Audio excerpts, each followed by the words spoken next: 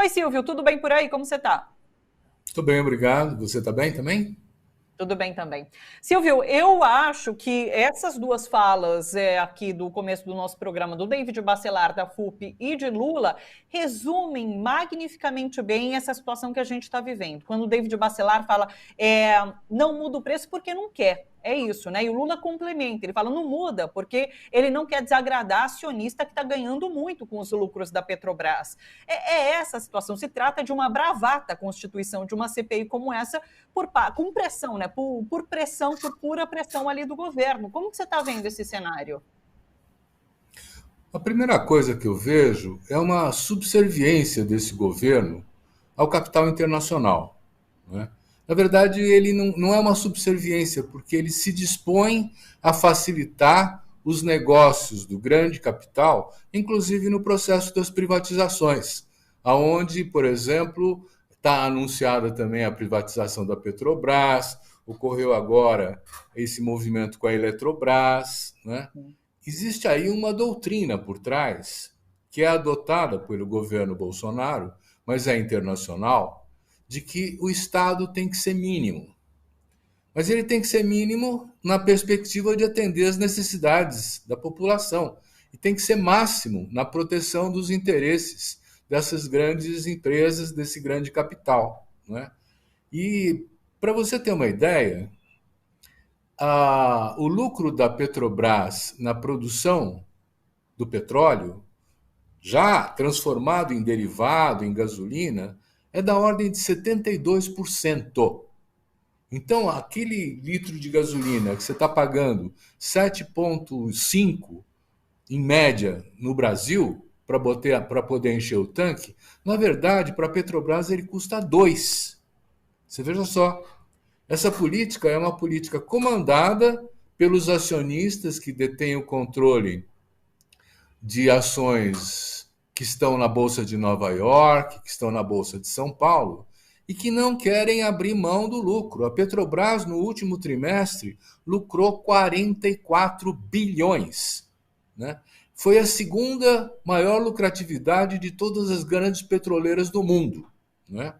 Aí você tem, por exemplo, o Ciro Nogueira, que é o ministro da Casa Civil, que hoje faz uma frase que está no jornal Valor, que diz assim: não vejo por que a Petrobras ser pública no atual momento, porque ela não trouxe benefício nenhum para a população. É de um cinismo isso, né? É de uma arrogância, é de uma mentira tão extrema. Quer dizer, a Petrobras ela articulava alguma coisa como 10% da produção da riqueza nacional. Ela articulava com alguma coisa como 10% do PIB, até ser esquartejada por esse governo. Né? Ainda é a maior empresa brasileira. Nós precisamos ter em mente que ela tem que ser controlada pelo governo. Quer dizer, o próprio plano de governo já anuncia alguma coisa que está sendo ventilado hoje, né? Mas a Petrobras ela tem que retomar a dimensão que ela tinha, no sentido de ser uma empresa que também articula outras cadeias produtivas no Brasil, né? Como ela fez antes. Né? Então, a própria distribuição, a produção do gás liquefeito, o bujão de gás, quer dizer, todas essas coisas têm que voltar a um controle público. Né? E não se confunda controle do Estado com controle público, porque se nós não tivermos um órgão regulador que imponha um respeito às leis, fica a lei do mais forte. Né? E, de fato, quer dizer, o que está acontecendo hoje ainda é uma espécie de liquidação de fim de governo. Né? Os Correios, a Eletrobras, a Petrobras, essa conversa de privatizar é repassar aquilo que foi construído com o suor do brasileiro para as empresas internacionais, porque é controlado o capital para essas empresas nacionais, que não tem nenhuma dimensão de defesa do nacionalismo, de defesa do Brasil. É uma destruição que envolve uma aliança entre o Centrão, veja só o que o Ciro Nogueira está falando, né? E essa ideia de que tem que vender tudo. Né? É lamentável que isso aconteça, não pode continuar dessa forma, né? Mas a situação que se impõe por força da crise internacional, da guerra da Ucrânia e tudo mais, ela foi enfrentada de outra maneira pelo Reino Unido, pela Inglaterra. Eles acabaram de criar para uma ação imediata, para uma coleta imediata, um novo imposto sobre o lucro extraordinário das petroleiras do Reino Unido, da ordem de 25% do lucro extraordinário. Para onde vai isso? Vai para ajudar aquela população que ia ficar abaixo da linha da pobreza com o aumento dos custos todos, da inflação, da eletricidade, do petróleo e tal. Então, mesmo um país conservador, como é a Inglaterra, né, resolveu tomar uma atitude dizendo assim, não, esse lucro é demais, é extraordinário, e essa dinâmica de subir o preço, que faz subir a inflação, que faz subir os custos de vida, não pode ser às custas de todo o sofrimento da população. Então, vamos tirar uma parte dessa lucratividade extraordinária e vamos destinar aos pobres. Né? Foi isso que eles fizeram, estão fazendo. E seria possível fazer aqui também. Não há nenhum impedimento para isso. Né? E, na verdade, o que você tem é o contrário. Né? É a ideia de que, e vou entrar no tema do teto dos gastos, né? De que as políticas sociais não cabem no orçamento da nação. Ou seja, atender às necessidades da maioria, atender às necessidades da população, né, não está no rol das preocupações dos governantes que só querem favorecer o grande capital e se beneficiar com elementos de corrupção dessa transição do que é público para as mãos do setor privado. Né? Isso é muito grave, né? É um fim de governo que já está ele mesmo dizendo, talvez a gente não consiga continuar fazendo isso, então vamos tentar rifar agora, né, esse patrimônio público para botar na mão dos lobbies empresariais, porque também eles não ficam quietos. Né?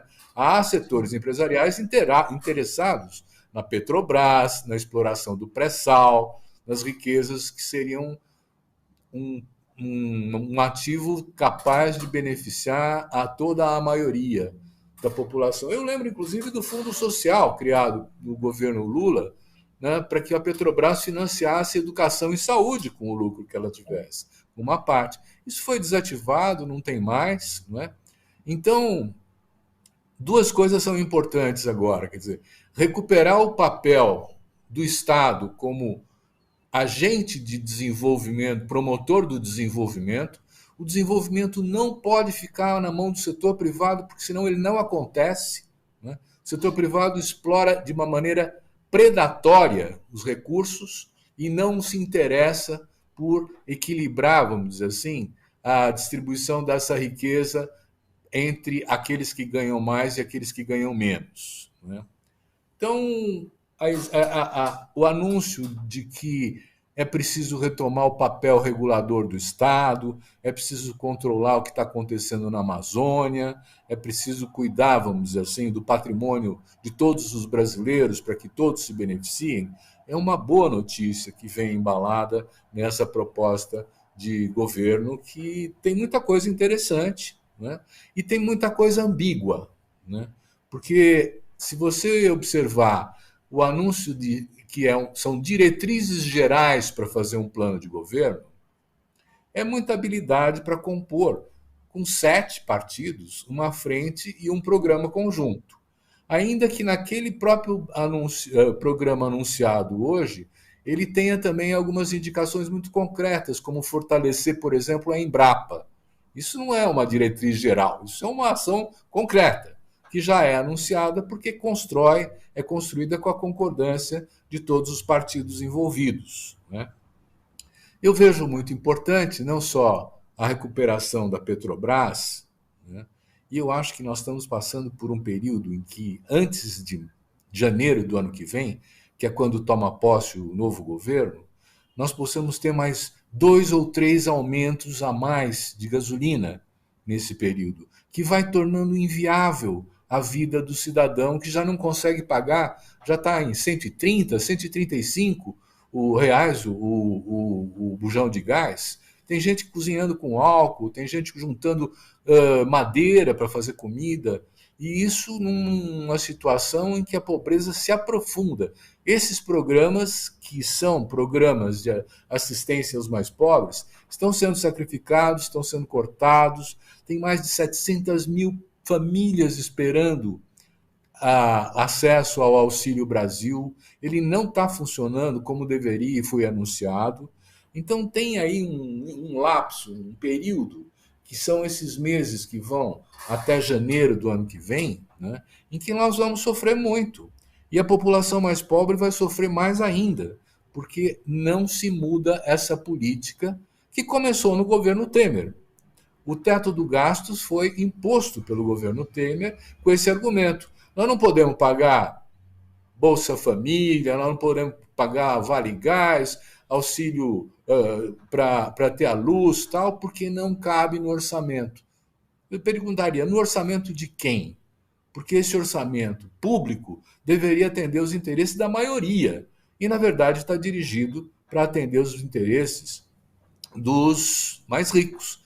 Veja bem, inclusive com algumas manobras que são muito delicadas e muito comprometedoras do futuro. Essa mexida no ICMS para tentar diminuir o preço da gasolina, né, tem um ônus da ordem de 126 bilhões de reais por ano. Isso não pode continuar, né? Isso porque eles não querem enfrentar a discussão de que a Petrobras tem que ser reconquistada pelo poder público.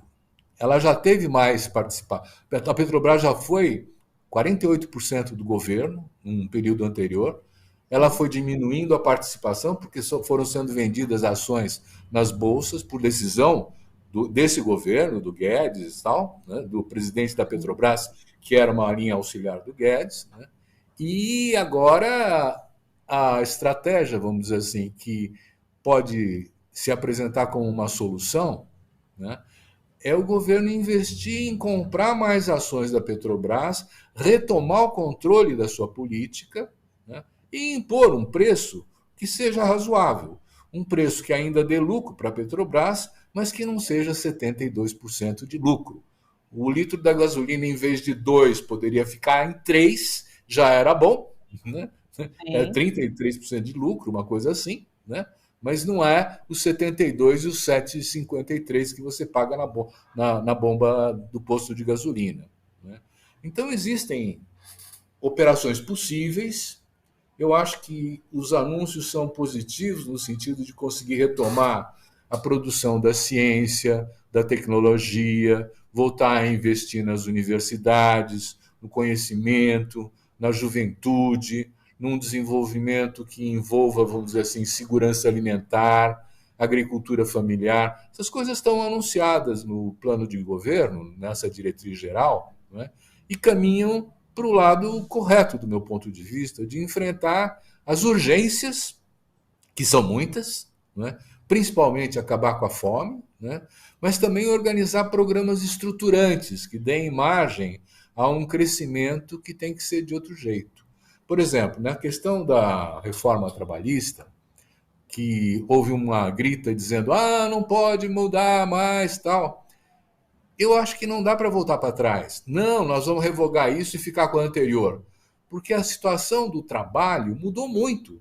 Você não tinha esse exército de entregadores, por exemplo, né, de motoboys, de gente que usa bicicleta, de gente que pega a bicicleta alugada para poder fazer esse serviço, porque não tem outra coisa. Você não tinha isso antes. Então, a questão do direito ao trabalho e o respeito às regras de um trabalho decente, digno, nos moldes da OIT, da Organização Internacional do Trabalho, tem que passar por uma nova discussão mesmo, porque não temos mais aquele proletariado que enchia, vamos dizer assim, as fábricas de automóvel. Não tem mais, tem outra coisa, né? E é justamente essa outra coisa que precisa ser construída a partir da introdução dessas mesmas representações coletivas dos trabalhadores que estão precarizados, dos entregadores, né, num processo de discussão que envolva eles também, né, e que vá definindo direitos e garantias que respeitem a dignidade de todo mundo, né? Então, eu penso que há maneiras de se enfrentar isso que são novidades, que são novidades, né, que precisam ser enfrentadas, né? Sim, Essa ideia da perfeito. cultura também. Essa ideia da cultura é fundamental. Nós acabamos vivendo um período agora em que não se fala de cultura. Ou se quando tem uma manifestação de cultura é acusada de ser comunista, de ser contra a família, de ser, enfim, algo que não é desejado por um tradicionalismo conservador que não consegue ver nada diferente e aceitar nada diferente, né? Sim. Então, os passos estão dados, eu acho que é um bom anúncio esse plano de governo, né? Ele precisa ser de fato aprofundado, negociado com a sociedade, e não se trata de negociar com o empresariado, isso também. Mas eu queria ressaltar que no Equador, por exemplo, que apareceu aqui, a CONAIE, a Coordenação Nacional das Nações Indígenas do Equador, há mais de 20 anos vem investindo na articulação das organizações regionais dos povos indígenas. No Equador, os indígenas são mais de 80% da população. É muito mais gente do que aqui, né? Essa população indígena.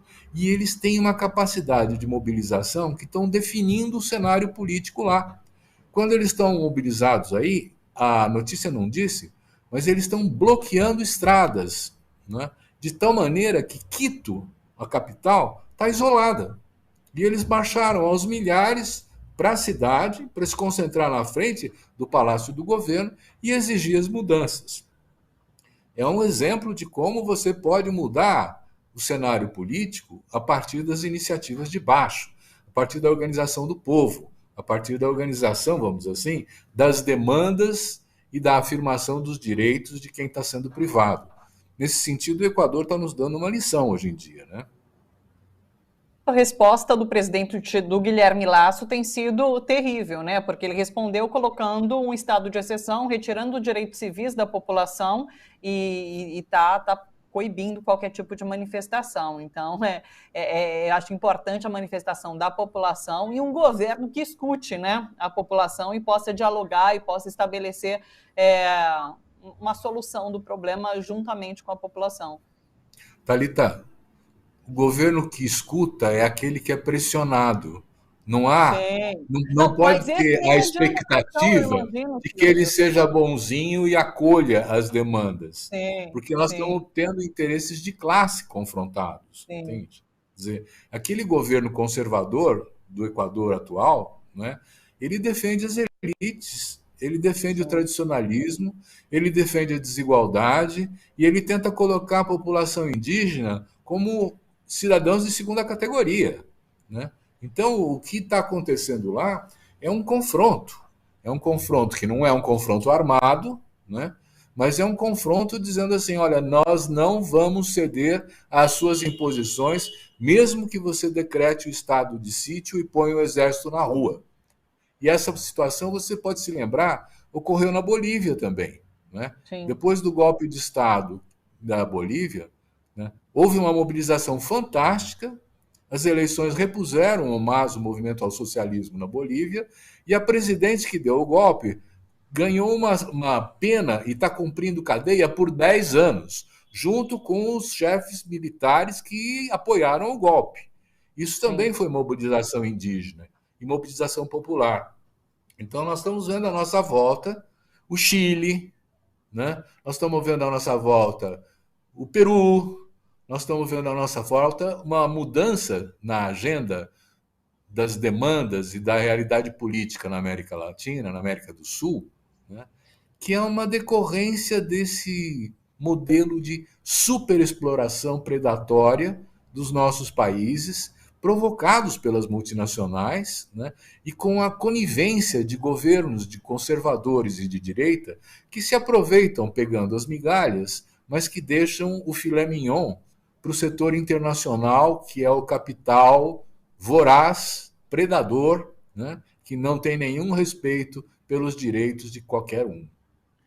E nesse sentido de resistências, vamos aproveitar para chamar o Le Monde Diplomatique de hoje, que vai ao ar às 9h30 da noite, aqui na TVT, pelas redes também, que vai tratar da destruição da Amazônia e práticas de resistência, né, Silvio?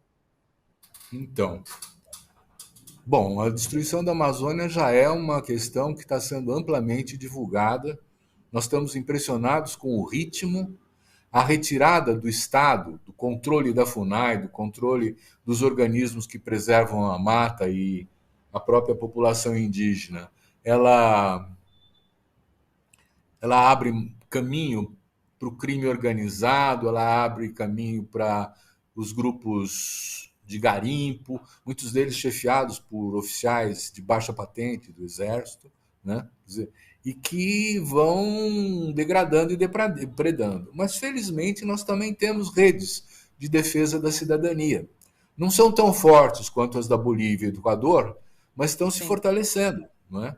Nós temos as articulações indígenas, nós temos, enfim, quer dizer, um fórum social panamazônico, que é o tema dessa discussão, que articula países todos que estão com a Amazônia dentro de si, quer dizer, tem Peru, tem Colômbia, tem vários países, e esse fórum organiza uma agenda de defesa de direitos e trabalha como uma representação política também das populações da Amazônia, né?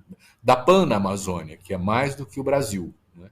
Então, nós temos 2 representantes do FOSPA, esse Fórum Social Panamazônico, nos trazendo um relato de como eles têm atuado e de como estão enfrentando toda essa barbárie que vai se apossando do território da Amazônia, né? É isso. Discussão importantíssima nesse momento que a gente está acompanhando, inclusive, o assassinato, né, de Dom Phillips e de Bruno Pereira ali na Amazônia. Além disso, então, às 9h30 da noite, Le Monde Diplomatique Brasil, hoje aqui na TVT. E você pode também assinar o Diplô, tá bom? É só você entrar em Cadê Nossa Tarja? diplomatique.com.org.br/assine, tá aí certinho, tá bom? Todos convidados, então, a acompanhar o programa e assinar o Diplô aqui. Silvio, sempre bom conversar com você. Suas costuras são sempre ótimas, viu? Muito obrigada. Um beijo para você, bom trabalho por aí, até terça. Muito obrigado, um abraço, até terça. Tchau. Até.